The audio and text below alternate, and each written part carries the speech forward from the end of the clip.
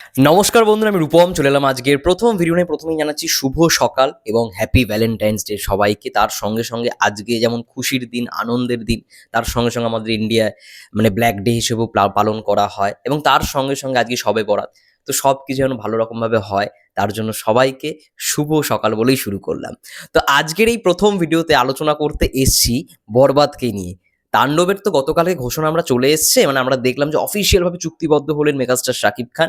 সেটা নিয়ে পরে কথা হবে, সেটা নিয়ে কথা হয়েওছে গতকাল। কিন্তু বরবাদ, এখন তো আমাদের মেন উদ্দেশ্যই বরবাদ নিয়ে কথা বলার, বরবাদটাকে বেশি জোর দিয়ে কথা বলার। কারণ রোজার ঈদে যে সিনেমাটা আমরা পেতে চলেছি, সেই সিনেমা বাংলাদেশের দর্শক কেন বাংলা ইন্ডাস্ট্রিও আগে কখনো দেখেনি। এমনই একটা ভায়োলেন্স, অ্যাকশন প্যাক, ফুল টু এন্টারটেনমেন্ট মাস ফিল্ম হতে চলেছে বরবাদ। তো কিছুক্ষণ আগেই শরৎ মিউজিক ভেঞ্চার্সের পক্ষ থেকে একটা ইন্টারভিউ ড্রপ করা হয়েছে। সেই ইন্টারভিউটা হচ্ছে মেহেদী হাসান হৃদয় ভাইয়ার, অর্থাৎ পরিচালক, বরবাদের পরিচালক মেহেদী হাসান হৃদয় ভাইয়ার একটা পডকাস্ট বা ইন্টারভিউ, তোমরা যেটা মনে করো। তো পুরো ইন্টারভিউটা আমি দেখলাম, আমি তোমাদের বলেছিলাম সবাইকে আজকের এই ইন্টারভিউটা যাই আসো না কেন, ইন্টারভিউটাকে দেখো, ইন্টারভিউ থেকে অনেক ইনফরমেশন তোমরা পাবে। তো সেখান থেকেই একটা বেশ খুব ভালো একটা জিনিস জানতে পারলাম। প্রথমত যেটা বলা দরকার সেটা হচ্ছে বরবাদের র্যাপ আপ। বরবাদ ইতিমধ্যে র্যাপ আপ হয়ে গেছে এবং যেটা তোমাদের বলেছিলাম, যে ইনফরমেশনটা আমি অনেকদিন আগেই পেয়েছিলাম কৌশলীদির পক্ষ থেকে, যে 3টে শট নেওয়া বাকি ছিল বাংলাদেশে। 3টে শট যখনই শেষ হবে লাস্ট 2 দিনে, সেটা পুরোপুরি র্যাপ আপ। তো বাংলাদেশে যেটুখানি পোর্শন বাকি ছিল পুরোপুরি র্যাপ আপ হয়ে গেছে। বরবাদের শুটিং কিন্তু পুরোপুরি wrapped up, camera close, shooting শেষ সোজা কথায়। এটা সব থেকে ইম্পর্টেন্ট কথা। সাকিব ভাইয়ার কি পোর্শন শেষ, সাকিব ভাইয়ার শুটিং এর কথা বলছি না, সাকিব ভাইয়ার ডাবিং এর পোর্শন। আমরা যেদিন দেখলাম পরিচালক মেহেদী হাসান হৃদয় ভাইয়া সাকিব ভাইয়াকে নিয়ে পোস্ট করলো, আমি সেদিন ভিডিওতে বলেছিলাম হয়তো তার ডাবিং এর পোর্শন কিছুটা বাকি রয়েছে। আমি এটাই ভেবেছিলাম যে পরবর্তীকালে আবার হয়তো তিনি কলকাতায় আসবেন, তিনি বাংলাদেশের উদ্দেশ্যে হয়তো রওনা দিচ্ছেন, কিন্তু পরবর্তীকালে আবার তিনি কলকাতায় এসে ডাবিংটা শেষ করবেন। কিন্তু না, সাকিব ভাইয়ারও ডাবিং পুরোপুরি কমপ্লিট, এবং কমপ্লিট বলেই মেহেদী হাসান হৃদয় ভাই সেদিনকে পোস্ট করেছে।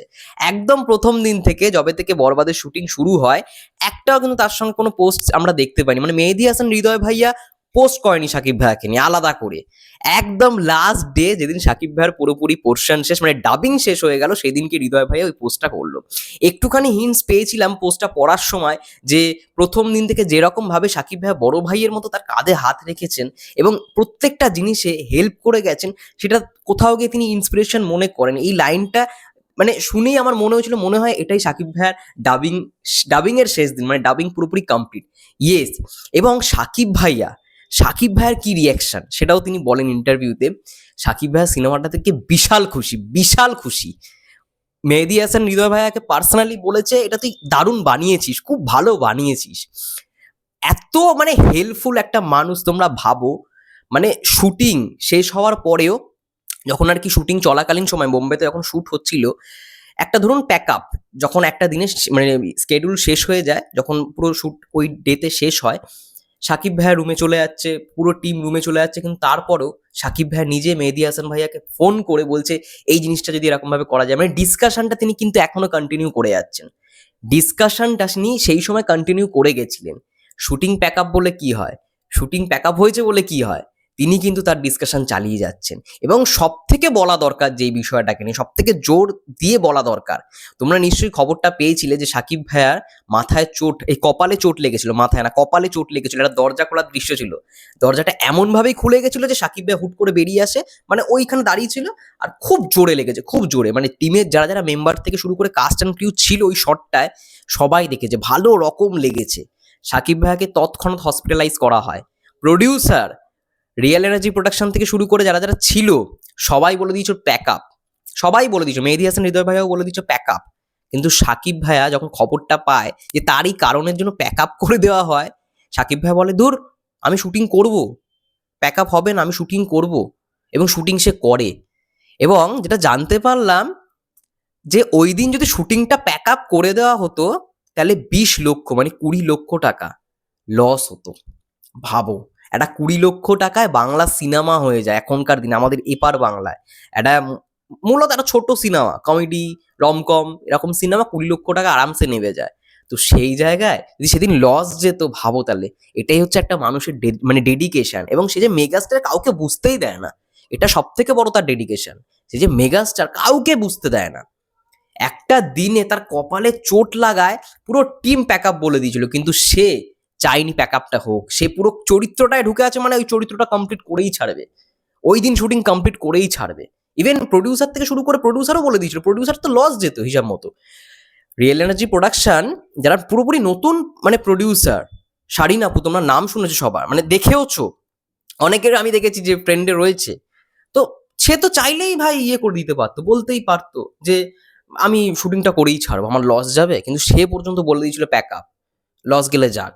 তাহলে ভাবো কতটা সবাই সবাই মানে কি বলবো, হেল্পফুল, কতটা হেল্পফুল।